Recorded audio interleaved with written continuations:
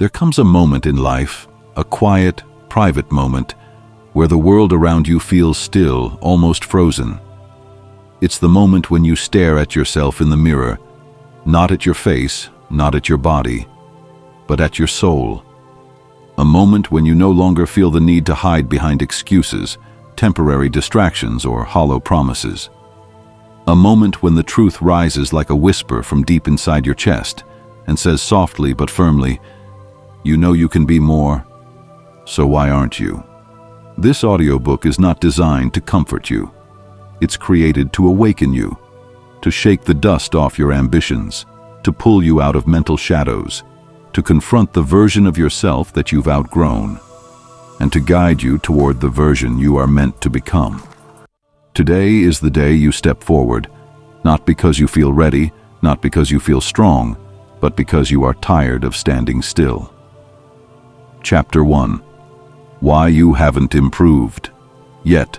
Before we begin this journey of forcing yourself to grow, you need to hear a truth that may sting at first, but will liberate you forever. You are not lazy. You are just comfortable. Your brain is ancient. It was designed to protect you, not to push you, to keep you alive, not to help you achieve greatness. So when you try to wake up early, when you try to start a new habit, when you consider changing your life, your brain panics like a frightened child. It screams, "Stop, stay where you are, stay safe, don't change." And because you're human, because you crave peace, you listen, you stay still, you remain comfortable. But comfort has a dark side. Comfort slowly kills potential. Comfort buries dreams while they are still alive. Comfort keeps people stuck in the same routines, year after year, watching their life shrink instead of expand. To force yourself to improve, you must learn to distrust your temporary feelings, to push through the emotional fog, to take action even when your mind begs you not to. This is the first step toward transformation. You must stop being loyal to your comfort and start being loyal to your future. Chapter 2. The 5-second command system. Very few people change their lives, and those who do don't rely on motivation. They rely on command. Here is one of the most powerful psychological techniques used by elite performers, soldiers, world-class athletes, and successful leaders. The 5-second rule. Whenever you hesitate, whenever your mind tries to convince you to stop, whenever fear whispers in your ear, interrupt it. Count down. 5, 4, 3, 2, 1. Move. This countdown is not magic. It is science. When you count backward, your brain shifts away from fear and hesitation and into action mode. Your emotional brain goes silent. Your logical brain steps in. And suddenly, you move. You get out of bed, you start the workout, you open the book, you switch off the phone, you start the task you've been avoiding for months. Each time you do it, you teach your mind one powerful message. I decide what happens, not you. That is the foundation of self-improvement, commanding your actions instead of being controlled by your emotions. Chapter 3. The one painful thing. A day rule. Growth requires discomfort. But people fail because they try to swallow the entire mountain in one day. They attempt too much, too fast, and their mind breaks under pressure. So here is a realistic, emotionally manageable method. Do one painful thing every day. Just one. Not 10, not your whole to-do list, not a complete life makeover. Just one thing that requires effort, discipline, and discomfort. Why does this work? Because the brain can resist heavy change, but it cannot resist small discomforts over long periods. One painful thing per day builds resilience, discipline, self-respect, momentum. More importantly, it builds proof that you can challenge yourself, proof that you can handle discomfort, proof that you are capable of more. Your one painful thing might be a 20-minute walk when your body says no, reading a chapter when your mind is distracted, turning off YouTube and studying for 30 minutes, sending that message you've been avoiding, Cleaning one corner of your room, practicing a skill that scares you. One painful task, every single day, creates a lifetime of strength. It is small enough to be doable, but powerful enough to transform you. Chapter 4.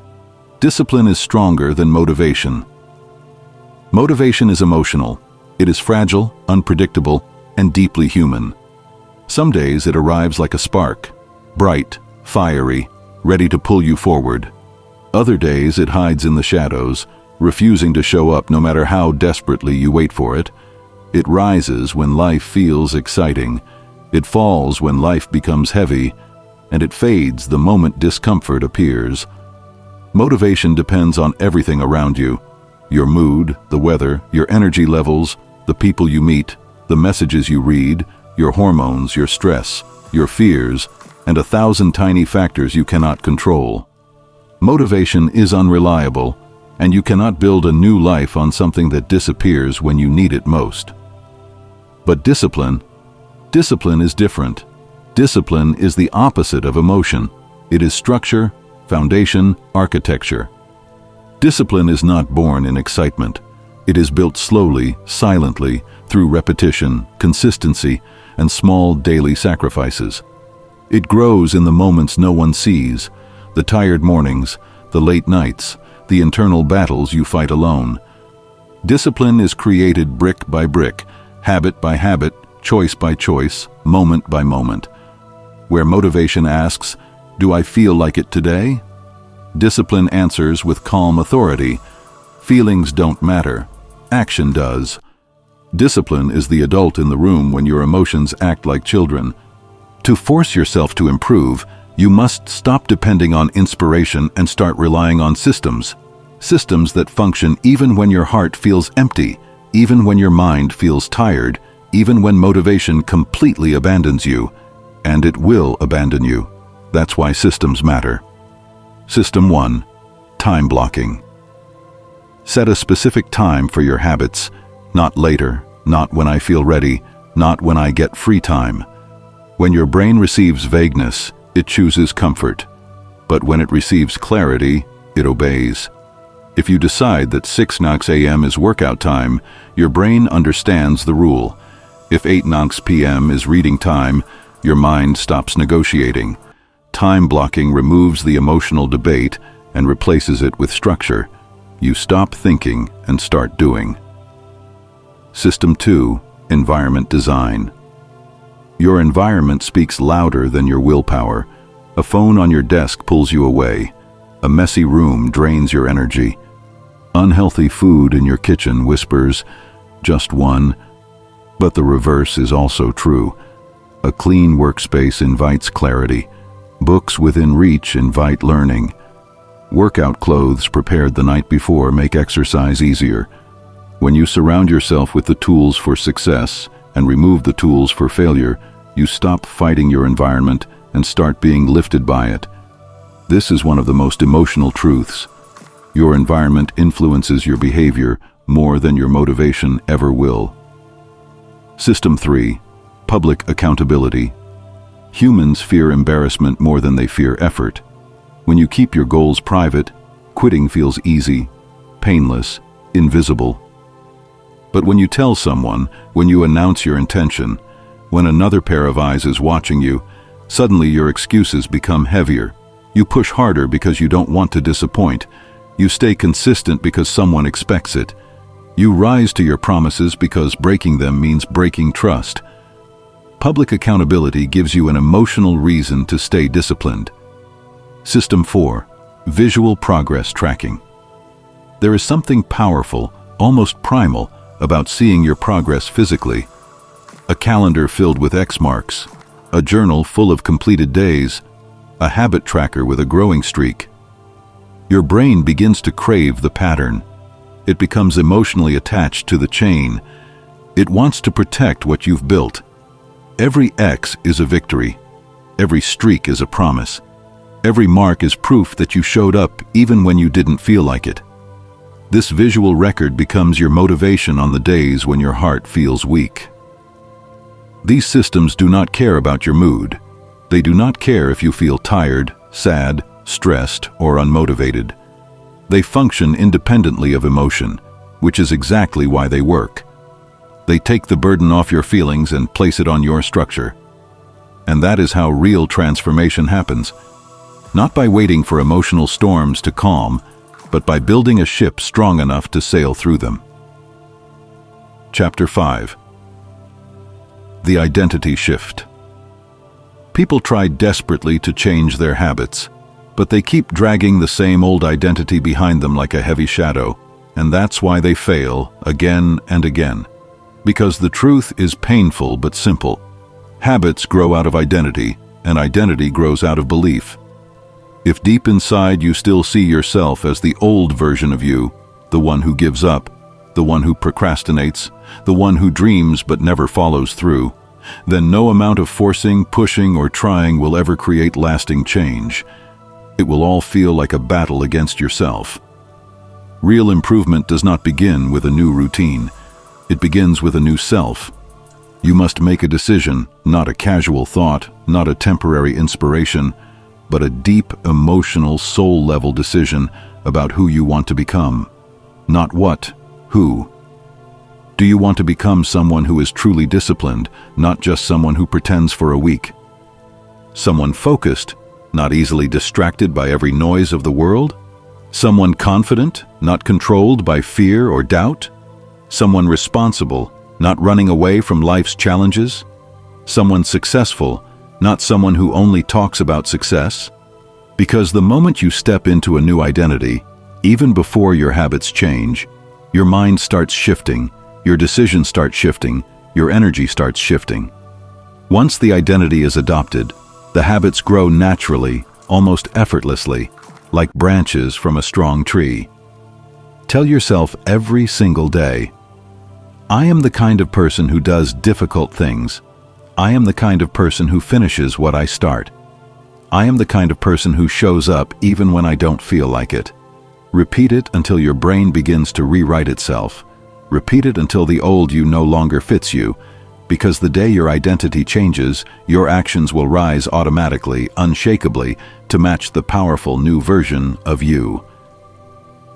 Chapter 6. Destroy procrastination at the root. Procrastination is not a sign of laziness, and it never was. It is something far more human, far more emotional. It is your mind trying to protect you. When you delay tasks, it's not because you don't care or because you're weak. It's because certain tasks ignite a deep discomfort inside you. They awaken fears you don't always acknowledge: fear of failing, fear of being judged, fear of discovering you're not as good as you hope to be, fear of the effort it will take, or fear of stepping into the unknown. These fears live quietly in the background, but they shape your behavior loudly.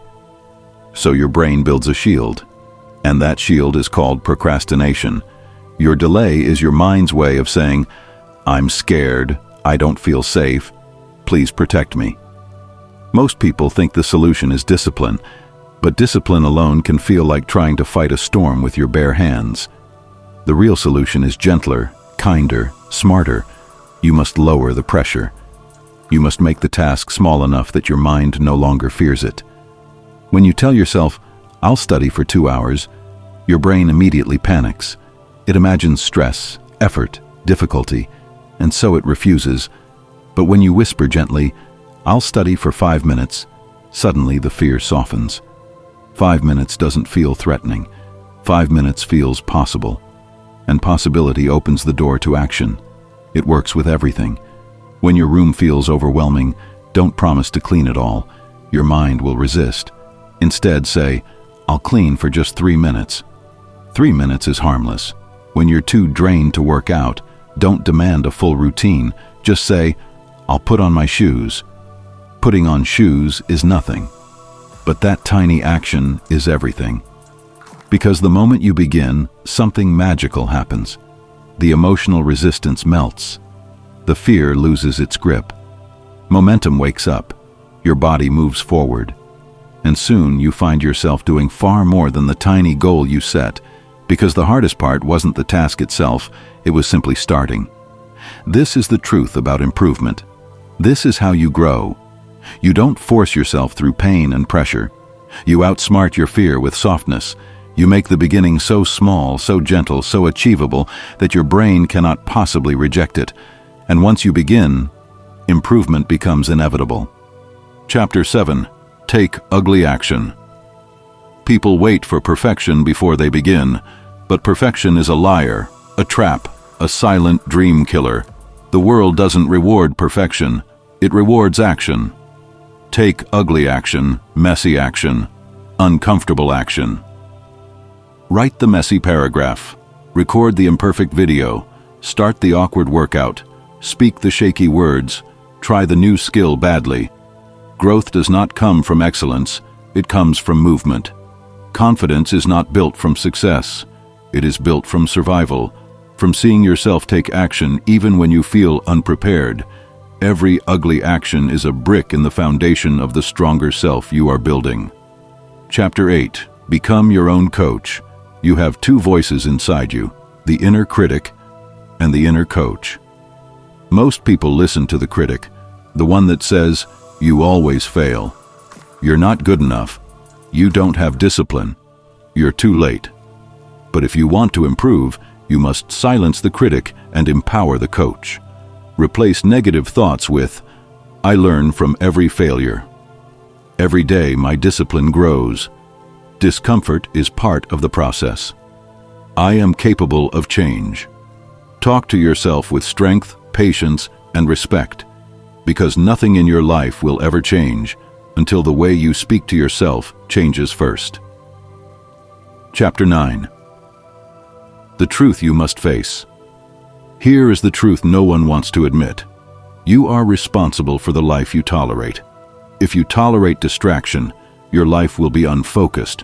If you tolerate procrastination, your life will be stagnant. If you tolerate fear, your life will shrink. If you tolerate excuses, your dreams will die. To force yourself to improve, you must raise your standards. You must look at the mirror and say, "I refuse to live below my potential. I refuse to settle for the weakest version of myself. I refuse to walk away from the life I could create." This moment, right now, is your turning point. Chapter 10. Your 90-day transformation. If you apply everything you have heard, your life will not just improve, it will transform. In 30 days, your routine stabilizes, your energy rises, your mind feels clearer. People notice the change before you do. In 60 days, your habits take root. Your old identity fades. You feel proud of yourself, maybe for the first time in years. In 90 days, you become unstoppable. You no longer need to force improvement. You crave it. You expect it. You live it. Your mind becomes disciplined. Your heart becomes stronger. Your life becomes aligned with your highest potential. This is the power of daily discomfort. This is the power of choosing growth over ease. This is the power of becoming the person you were meant to be. There will never be a perfect day. There will never be a moment where everything magically aligns. You will never wake up one morning suddenly transformed. Real improvement, real, meaningful, permanent improvement, begins with a single decision. I'm not waiting anymore.